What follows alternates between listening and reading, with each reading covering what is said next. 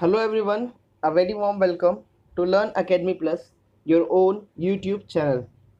Friends, मैं राहुल गुप्ता स्वागत करता हूं आपके अपने चैनल लर्न अकेडमी प्लस पर। जी हाँ दोस्तों, जैसा कि आपको पता ही होगा, वोकेबलरी फॉर अपकमिंग एग्जाम्स के नाम से हमने एक वोकैब्स की सीरीज़ चलाई हुई है, जिसके तहत लगभग अब तक हम 4 पार्ट्स कंफ्यूजिंग वर्ड्स के कंप्लीट कर चुके हैं, जो कि आपके सभी तरह के एग्ज़ाम्स, चाहे वो एसएससी हो या फिर बैंकिंग हो या किसी भी ऐसे एग्ज़ाम जिसमें कि इंग्लिश आती है, उन सभी के लिए बहुत ज़्यादा हेल्पफुल होंगे और वो सभी आपको सभी एग्ज़ाम्स में अच्छा स्कोर करने में काफ़ी ज़्यादा हेल्प करेंगे।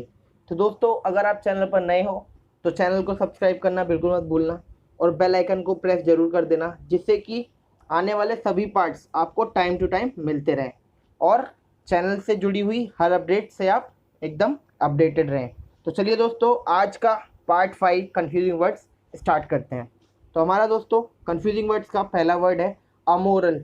दोस्तों, आपने कई बार ये वर्ड सुना होगा अमोरल और इमोरल, लेकिन कहीं ना कहीं ये वर्ड्स आपको काफ़ी ज़्यादा कंफ्यूज करते हैं। तो दोस्तों, आज हम इस कन्फ्यूज़न को दूर करेंगे अपने इस सेशन में।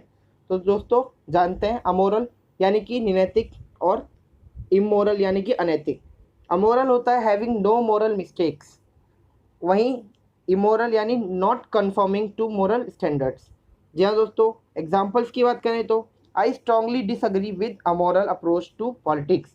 मैं पूरी तरह से असहमत हूँ किस चीज़ के लिए, कि जो ये निनैतिक काम हो रहा है, ऐसा काम जो कि ठीक नहीं है, जो कि कोई मॉरल वैल्यू नहीं रखता, उसके मैं एकदम खिलाफ हूँ, मैं उसको बिल्कुल सहमत नहीं करता। वहीं दूसरा एग्जाम्पल है he condemned the government's action as immoral. क्या कि उस व्यक्ति ने क्या करी, निंदा करी। उसने निंदा करी किस चीज़ की, गवर्नमेंट के एक्शन की, जो कि क्या था, अनैतिक था, यानी कि उसमें कोई भी नैतिकता नहीं थी और वह कार्य क्या था, लोगों के खिलाफ था। चलिए दोस्तों, अपने अगले वर्ड की ओर बढ़ते हैं। आपने कई बार कॉप्स कॉप्स या फिर कैरकस ये वर्ड जरूर सुना होगा।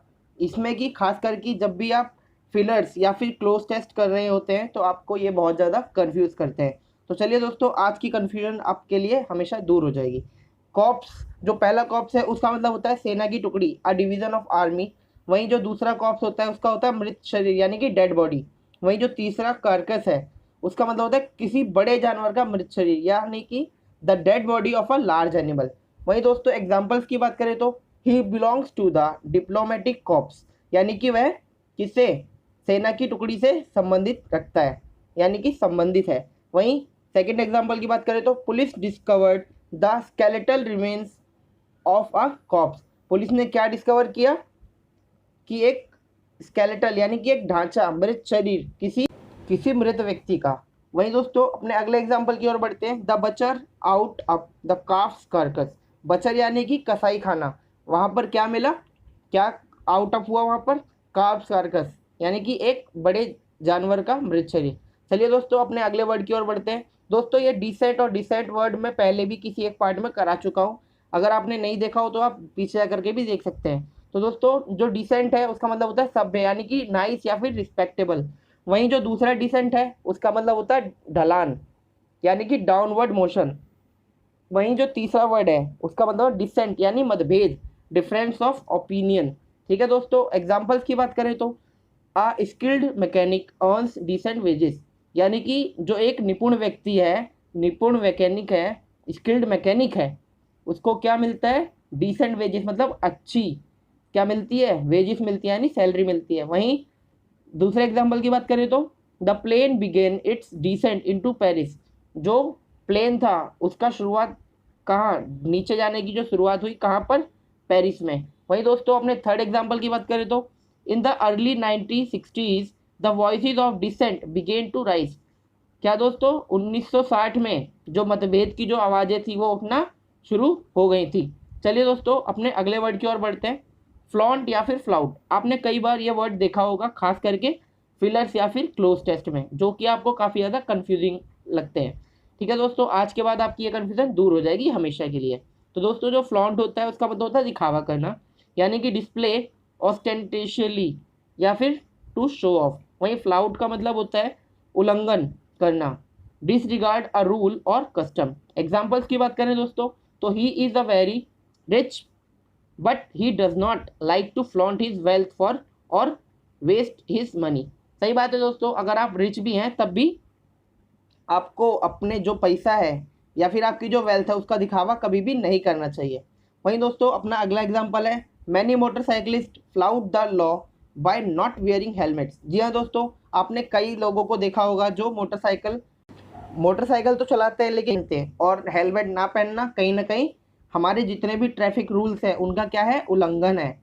और कहीं ना कहीं ये लोगों की जान के लिए खतरा भी है, ना सिर्फ व्यक्ति के लिए जो चला रहा है बल्कि उस व्यक्ति के लिए भी जो कि रोड पर चल रहा है। ठीक है दोस्तों, अपने अगले वर्ड की ओर बढ़ते हैं, वो है होड। होड और होड, आपने दोनों वो होड सुने होंगे और खास करके ये हमेशा कहाँ मिलते हैं, फिलर्स या फिर क्लोज टेस्ट में, जो कि आपको हमेशा कंफ्यूजिंग लगते हैं। तो दोस्तों आज के बाद ये वर्ड्स आपकी कंफ्यूजन में कभी नहीं रहेंगे, मैं गारंटी लेता हूँ। ठीक है दोस्तों, और हाँ दोस्तों बार बार बोल रहा हूँ यार, प्लीज़ इतनी मेहनत करता हूँ तो जाहिर सी बात है चैनल को सब्सक्राइब तो कर दिया करो और वीडियो को शेयर भी कर दिया करो। ठीक है दोस्तों, जानते हैं होड़ के बारे में। होड़ यानी कि छिपाकर संग्रह करना, मतलब कुछ ऐसी चीज़ जो कि हम छुपा कर रखते हैं इकट्ठा करके, वहीं होड़ होता है एक बड़ा समूह, a large group of people. ठीक है दोस्तों, एग्जाम्पल्स की बात करें तो Ram loves to hoard money because he is a penny pincher. जो राम है वो क्या करता है, काफ़ी पसंद है उसको क्या, पैसा छुपा कर रखना, क्योंकि वो क्या है, एक पेनी पिंचर। वहीं दोस्तों अपने अगले एग्जाम्पल की बात करें तो ही मैनेज फ्यू वर्ड्स डिस्पाइट अ होट ऑफ कैमराज एंड रिपोर्टर्स। जो व्यक्ति है वो अपने वर्ड्स को मैनेज रखता है कहाँ पर, जब वहाँ पर रिपोर्टर्स की और कैमरा ऑपरेटर्स की यानी कि एक बड़े जनसमूह की भीड़ होती है, वहाँ पर वो अपने वर्ड्स को इस तरह से मैनेज करता है कि जिससे आने वाले उससे समय में उसको कोई दिक्कत ना हो। ठीक है दोस्तों, अपना अगला वर्ड है जेलिस या फिर एनवियस। आपने ये दोनों ही वर्ड सुने होंगे, दोनों का मतलब कहीं ना कहीं ईर्ष्यालु होता है, लेकिन जेलिस ईर्ष्यालु तब जब हमारी वस्तु हो और एनवियस तब होता है जब वस्तु हमारी नहीं हो। जैसे होता है ना क्लास में बच्चे को क्या होता है, अगर किसी बच्चे के पास नई साइकिल आ गई तो जो दूसरा बच्चा है उससे जलता है, तो वहाँ पर हम क्या यूज़ करेंगे, एनवियस। वहीं वहीं जब कोई दोस्त हमारा है और हमारे सामने ही कोई और व्यक्ति उससे बात कर रहा है तो हमें क्या जेलसी होगी, होती है ना दोस्तों कई बार, कि जब हमारे कोई फ्रेंड के और ज़्यादा करीब हो जाता है हमसे ज़्यादा, तो हमें क्या होती है, हमेशा जेलसी होती है। ठीक है दोस्तों, एग्जांपल्स की बात करें तो he was jealous of my success, मतलब वह मेरी सक्सेस जो है उससे क्या करता है, जलता है, यानी कि ईर्ष्या करता है। वही दोस्तों अपने अगले एग्जाम्पल की बात करें तो an envious heart can't be original. जी हाँ दोस्तों, जाहिर सी बात है एक व्यक्ति जो कि ईर्ष्यालु है, एक हार्ट यानी कि एक दिल जो कि ईर्ष्यालु है, वो कभी भी ओरिजिनल नहीं हो सकता। ठीक है दोस्तों, अपने अगले वर्ड की ओर बढ़ते हैं, वो है लोध और लोध। आपने दोनों ही वर्ड काफ़ी सुने होंगे।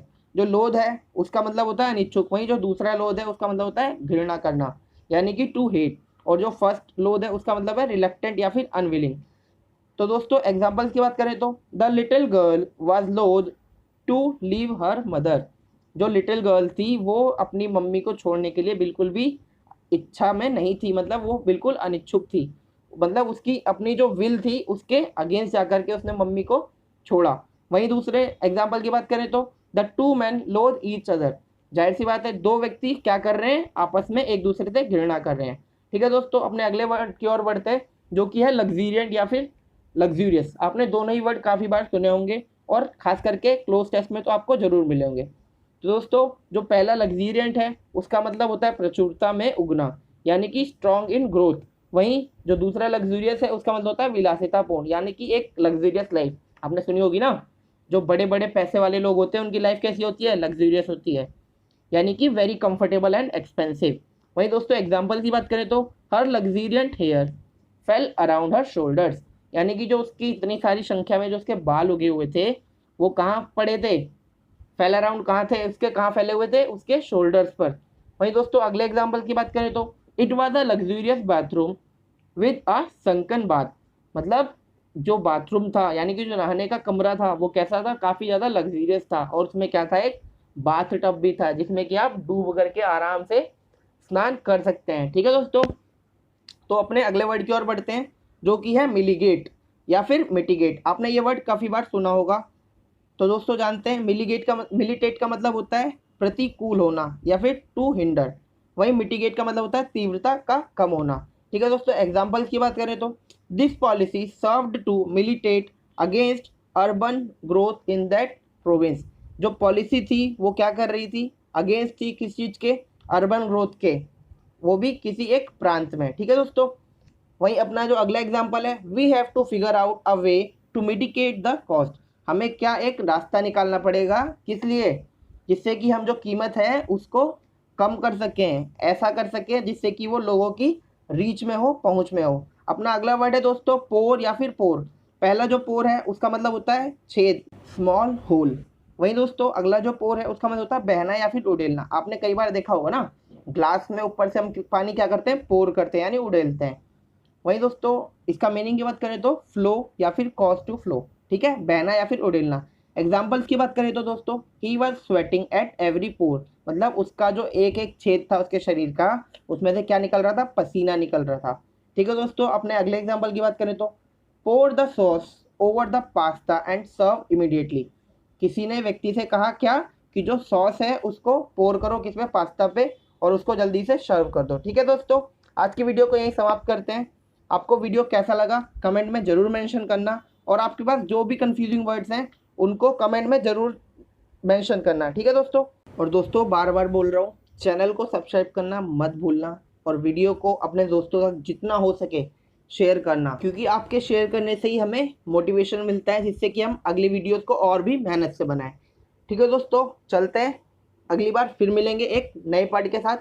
बाय बाय, टेक केयर, अपना बहुत ख्याल रखिएगा।